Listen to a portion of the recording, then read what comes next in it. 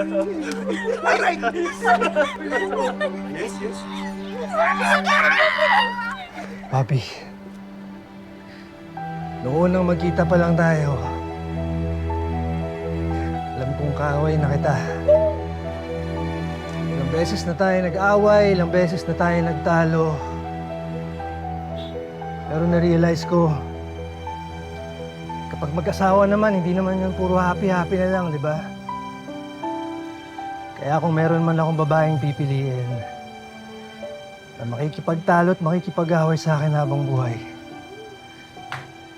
ikaw yun.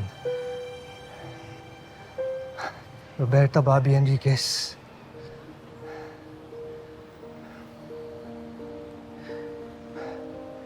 Will you marry me?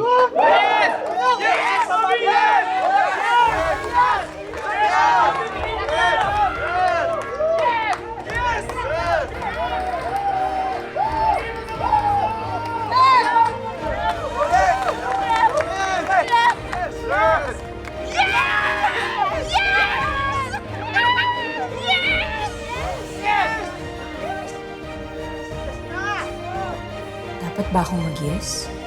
Eh di ba, ang dami na namin dinaan ng problema ni Tonyo? Di ba yun red flag? Ang galing natin, sir. Pero mawawali pa rin naman namin sila kahit hindi kayo dumating. Puputokan kita! Sinabi naman huwag kang makialam dito eh! Huwag mong gagamitin yung personal na buhay ko para ituwid ako. Apat yan ha? Tatlo sa akin, isa sa'yo. Sir, ang tayo niyo naman. Dalawa tayo. Saan ka nang galing kanina, sir? Bakit mo sasabihin sa'yo? Tanay ba kita?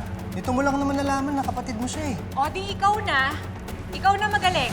Sanay naman ako maging single. Nandiyan naman yung mga kaibigan ko eh.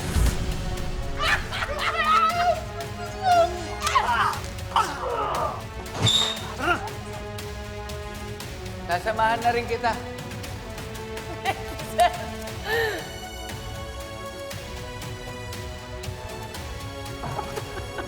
Okay, lang lumpia. Malaki talaga yung tiwala ko sa inyong dalawa ni Sir Tony. Higit sa lahat, nandito naman ang lola at ang kapatid ko. She's my half-sister. Ang apong maganda. Mana sa lola. Kaya dapat nga ba akong mag-yes?